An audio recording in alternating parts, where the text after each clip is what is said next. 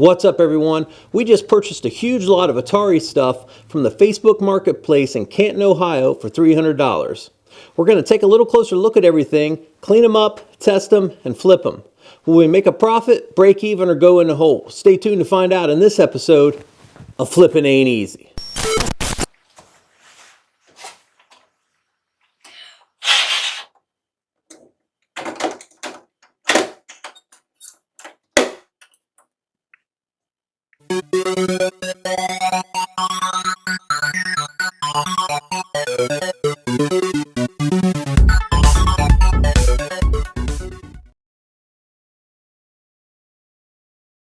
What's up, everyone? I present to you the Atari Mega Lot.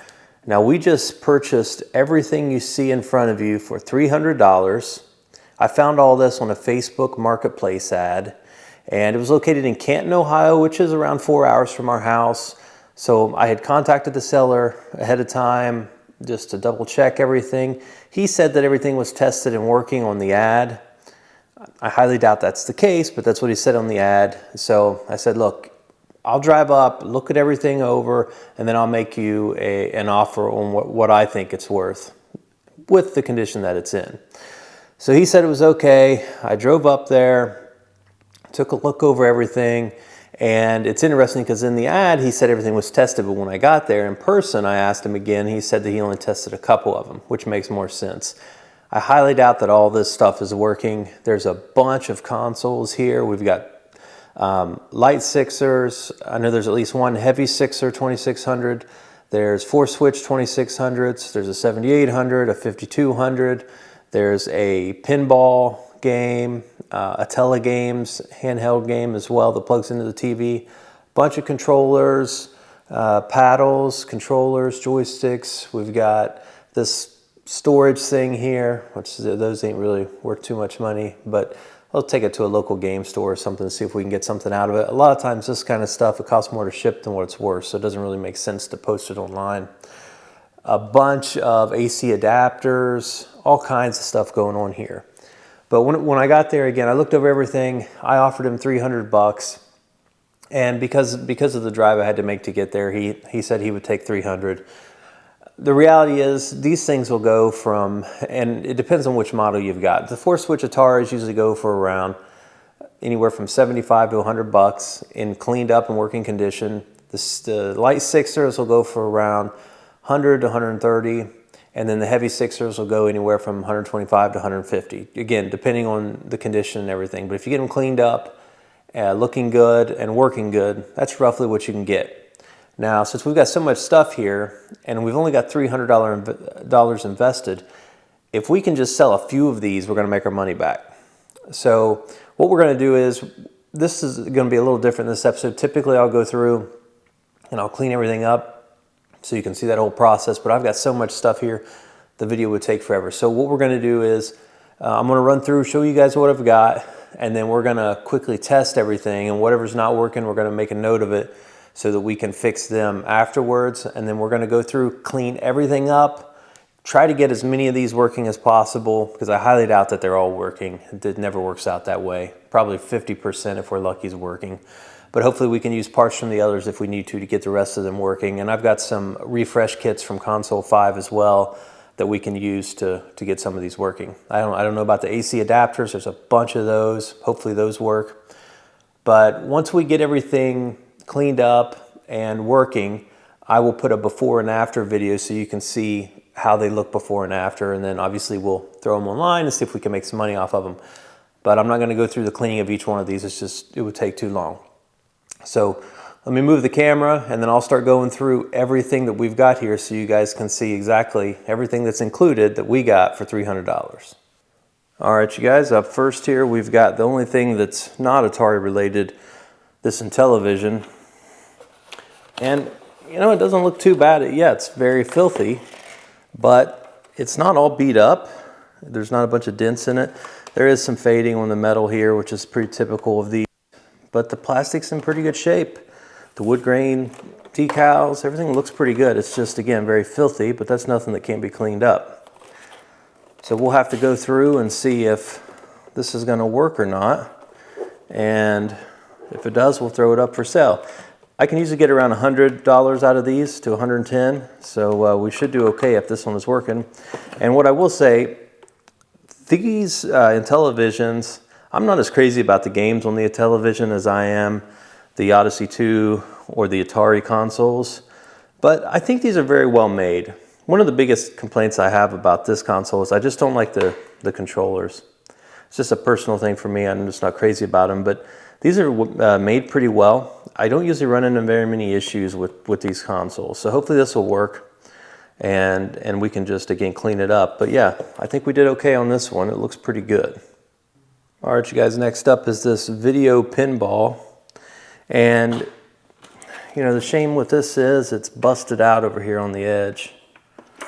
Sounds like the pieces are still inside, so I might be able to glue it together, but obviously it's never going to be like it was. I don't know if it works or not. We'll get it cleaned up and test it out and see if it works. I restored one of these a while back. I've got a video on it. If you go to our repair, restoration, modification playlist, you'll see. But these are pretty neat. I like them. My biggest complaint with these things is there's no volume control. So whenever you're playing the game, there's no sound going through the TV. It's all here. There's a little speaker here, and it's difficult to hear. I wish there was a way you could turn that volume up to where you could hear it a little better. But other than that, these are pretty cool. But yeah, you see, it's very filthy, obviously. Other than that, the issue is over here. So I don't know if this will work or not, but this is the second item here.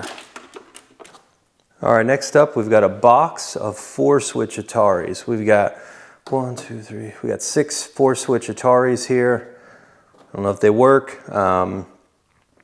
They all seem to be intact. We'll take a little closer look at each one.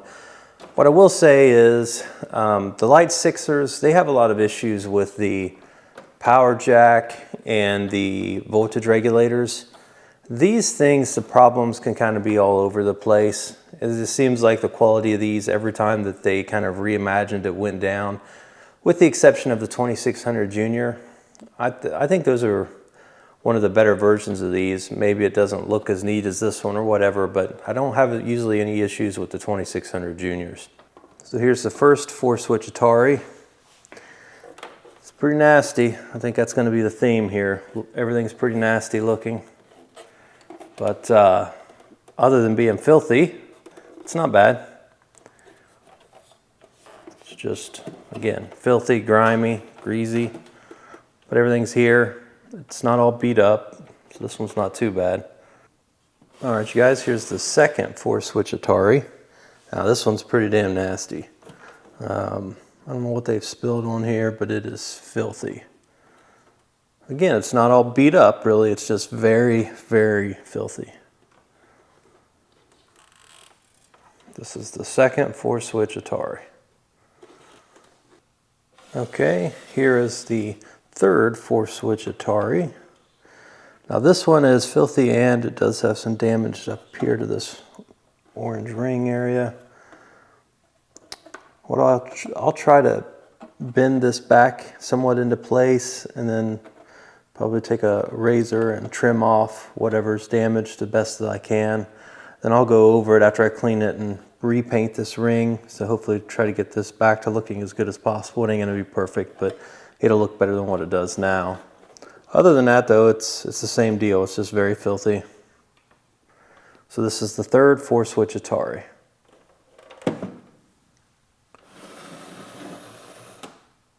All right, you guys, this is the fourth 4-switch Atari. Same deal, very filthy. It is making a rattling sound. I don't know what that is. Sounds like a screw or something broke off. But it's got the screws in it, so who knows? I guess we'll find that surprise once we get into, oh, okay. Well, let's say this is broke off here on the corner. Could have been that, but I don't see how that would have got inside. So I'm not sure what's inside it, but this does have some damage to the housing here. I've got a couple of these shells from repairing other ones that I should be able to use to replace this one, luckily. But this is the fourth 4-switch Atari. All right, this is the fifth 4-switch Atari. This is the Vader edition, the all black edition. It's just very filthy. Other than that, I don't think it looks bad. Everything seems to be intact on it. Again, just very filthy. So this is the 5th 4-switch Atari. And here is the 6th 4-switch Atari. This is just like the others. Aesthetically, I think it's, you know, it's just very filthy. Other than that, everything seems to be here. It doesn't seem to be beaten up, really. It's just very filthy. The general theme here. But this is the 6th 4-switch Atari. All right, now we've got a bag of paddles. There's a bunch of them in here. We'll just start going through them and see how many we got. There's 1 set, 2, 3, 4, 5, 6, and 7. So 7 sets of tennis paddles or sports paddles. I don't know if any of these things work or not. Usually the big issue with these is you've got to take apart that potentiometer, clean it up real well, and then put some dielectric grease in them. Otherwise they don't hardly work at all, or they're very jittery. You know, one of my least favorite things to do when working on all these consoles and everything is cleaning and repairing the joysticks and the paddles. The reason why is it just takes more time to do that than it does to actually work on the consoles themselves. But we've got a bunch of them here that we've got to do. So we'll take care of all these, see if we can't get them working as good as we can anyways, and go from there. All right, up next we've got driving paddles, and we've got 1, 2, 3, 4, 5, 6, 7. 7 driving paddles. Up next, we've got a bunch of joysticks and these keypads. So we'll count them out.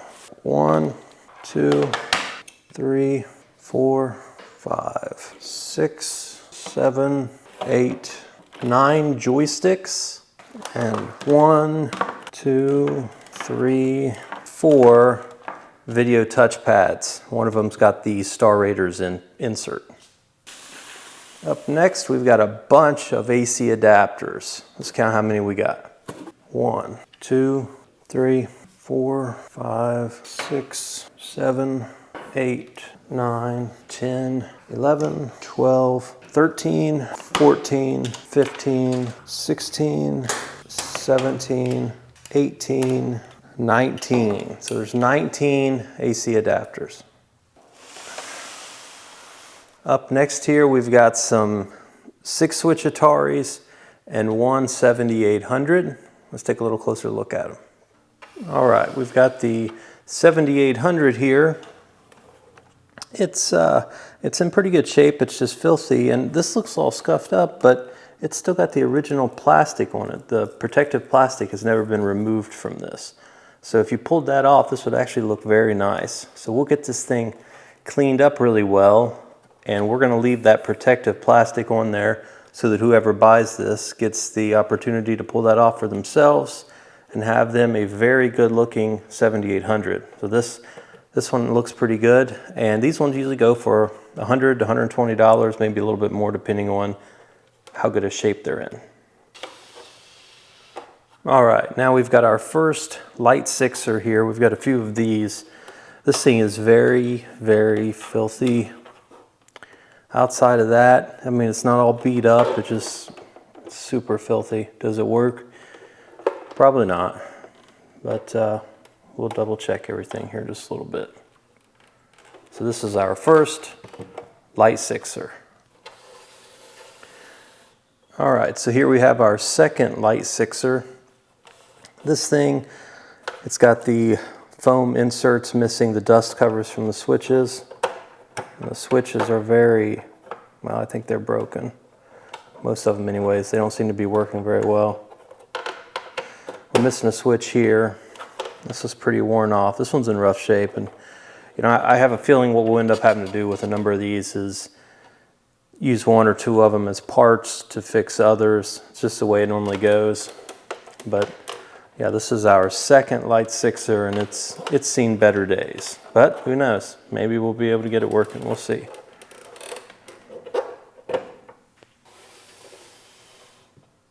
All right, here's our third light sixer console. This one has the power switch broke here. I think the other switches are okay. They definitely need some lubrication in them, but the power switch is broken. It may work okay, just be broken here, but we'll probably end up switching it out. Super filthy. Again, that's the theme here, just very nasty. Other than that though, other than the filthiness and the switch, everything else doesn't look too bad. So this is the third light sixer. Here's one more 4-switch. I thought we had all of them in the other box, but here's one more 4-switch. Looks like it's pretty good, just filthy, but other than that, it doesn't look bad.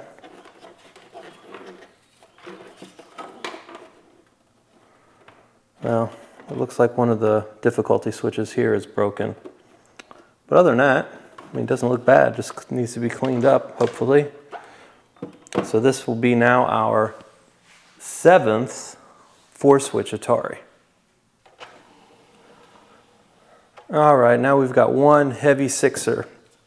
Now, as far as the 6-switch consoles go, or any of the 2600 consoles, these things bring the most money, whether it be a tele-games or a Atari 2600.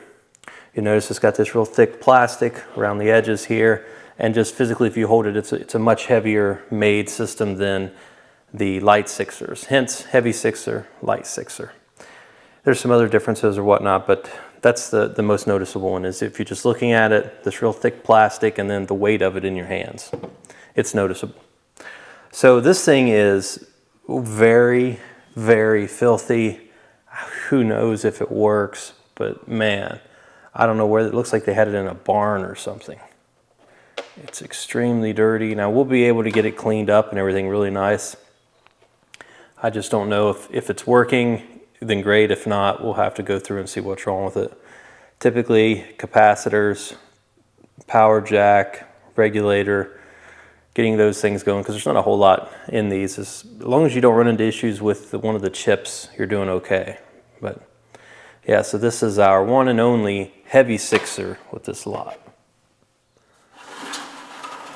Up next, we've got this console storage display stand here, and these things don't bring a whole lot of money because a lot of people just don't want to mess with them. But I'll clean it up and we'll probably just trade it into a local retro game store, see if we can get 5 or 10 bucks out of it there, trade it in for something else. Who knows what we'll get, but that's probably what we'll do, just so we don't have to deal with trying to ship it, especially trying to keep it from getting damaged in shipping. It's not, typically the shipping for these is worth, it costs more than what the things are worth in the first place. So we'll end up cleaning this thing up and again, just probably trading it into a local game store, see if we can't get a few bucks out of it. All right, you guys, another thing we got here is this tele-games Hockey Tennis 3. This is kind of the same size as the pinball handheld that we got. I've never used one of these or messed with them. I don't know if they have common failure points or anything like that, but it does take batteries. I don't have a power adapter, and I'm not 100% sure what type it takes as far as the voltage goes, so I'll have to look into that and see if one of the other power adapters I have will work. That way I can quickly test it out, and if it does, then we could just pair it up with a power adapter, sell it. If not, I can throw some batteries in it and see if it's going to work. And if it does, again, sell it like that. I mean, it's not too bad. It's just very filthy. The serve button here has some of the paint removed from being used so many times. But other than that, it's not a bad looking little device here. And the tele-game stuff I think is kind of neat because you just don't see it as much as you do the Atari. But this is tele-games Hockey Tennis 3. All right, you guys, so I just opened up the other box of items here. This was in with the 5200 stuff. We've got one 5200 joystick. It's missing the buttons up here to play the games with. So we'll have to come up with something as far as a joystick. I think Best Electronics sells rebuilt joysticks. They also sell kits to repair these, so I'll probably have to get one of those. And we've got another set of sports paddles here. And we've got 1, 2 joysticks, another one of these video touch pads. We've got an extender cable for the 5200 controller or joystick. And then we've got 1, 2, 3, 4 Atari 7800 joysticks. So all this was in that other box with the 5200. We'll take a look at it here in a second. But we got 4 7800 joysticks, 1 5200, 2 2600 joysticks, a set of sports paddles, and a video touch pad as well. All right, now we've got our only game from the lot, which is Barnyard Blaster for the 7800. Looks like it's in pretty good shape. I don't have one of the light guns to play it, but we'll definitely test it out and make sure it's working. But we got Barnyard Blaster, and we've got the box for crossbow. And the box doesn't seem to be too awful. It's just flattened out. Still got the documents inside. There we go. So yeah, not in the greatest shape, but it's there just the same. So somebody that needs a box, I'm sure would appreciate it. I may have this game. We've got a bunch of 2600 and 7800 games, and not with this lot, but just that we have. So if I've got the game, I'll definitely include it with the box so that we can sell it. And what I'm going to do is use a bunch of those games that we've got and put them with some of these consoles to sell. That way, whenever someone buys the lot, if you will, they at least get a game or two. But so we got Barnyard Blaster's game and crossbow box and manual. All right, you guys, last up here from this lot, we've got an Atari 5200. These things are huge. The unique thing about this one is that it's still got its protective plastic on this metal band here. So that's pretty neat. The one issue I've noticed, I mean, yeah, it's got some scratches or whatnot as always, but this plastic cover here is broken. And the well, not good thing about this, but something about this is we've got another 5200 that's working, and it has, this part here is good on it. And since this has this protective on this part, I think the actual console here is in better shape than the other one we have. So what I'll probably do is use the top cover from the other Atari on this one, the other 5200, and then the other one's still working and everything. Hopefully this one will be working so that we'll have a really nice looking 5200 here, especially like I said, since this is covered, because 99% of the time on any of the consoles it's got this metal band. They're always scuffed and scratched up and looking bad. When these are new, it looks very nice, but most people don't take care of them. So this is a 5200, and this concludes everything that we got from this lot. And one thing that I left out, I just forgot to mention earlier in the video, is that when I met with the guy to buy all this stuff, I asked him how he had acquired it, and he stated that he bought all this stuff from a vendor at a trader's mall. And he said the vendor was closing up his booth. He wasn't going to be doing this anymore, and he sold him all the gaming items. He bought it because there was a bunch of Nintendo and Super Nintendo items, and he likes Nintendo a lot. He's not too crazy. Well, maybe not that he's not too crazy about Atari, but it's just not his thing. He said he does have an old 2600 that he plays with his grandkids, but he wasn't interested in the rest of the stuff. But he had to buy everything to get what he wanted, and that's why he was just selling this stuff. I think to try to recuperate his money. He didn't tell me how much money he paid for everything, but regardless, that's how he said he got everything. True or not? Who knows? But that's what he said. So again, all in, we're $300 for everything that I just showed you. We're going to go through, we're going to test everything out first so that we got an idea of what we can use, what we can't use.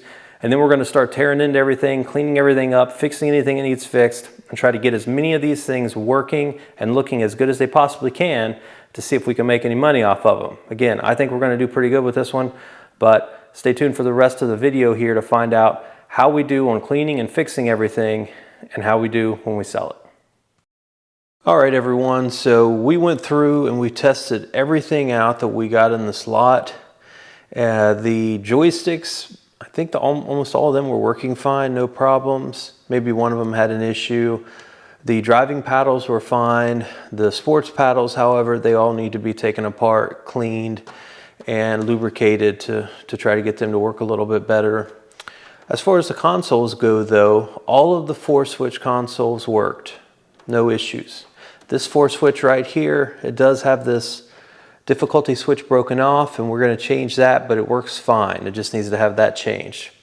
However, everything else here is not working. This tele-games hockey tennis 3, it's not working. I don't know if that's because I don't have the correct power adapter, but I'm going to try to throw some batteries in and connect it that way and see if it works. That way at least I'll know if I need a different adapter. I don't know if I'll even buy a different adapter or just sell it as working if I can get it to work with the batteries. 7800 is not working. None of the 6-switch consoles are working. I kind of figured that with these 6-switch consoles. I mean, they look pretty rough. The switches aren't working properly, at least it doesn't feel like it. But what you run into with a lot of these is issues with the power, whether it be the power jack, the power switch, or the voltage regulator. A lot of these have issues with those. So what we're going to do is we're going to take them apart, go through, we're going to test everything out, just to see what the issue really is. And again, I've got a feeling it's something to do with the power in these, and we'll change out parts as we need. Now I've purchased some 2600 refresh kits from console 5, and that's what we're going to use for these 6-switch consoles to try to get them up and running good. It'll come with capacitors, power jacks, voltage regulators, and anything else we may need. Now if I have to, I might have to borrow some switches off of one of these consoles, basically to sacrifice that one to fix others if needed, because some of these switches seem like they're in pretty rough shape. But we'll try to get them working with the switches they have and go from there and see what we can do. So stay tuned to see how we come out on fixing everything here and then throwing them on eBay.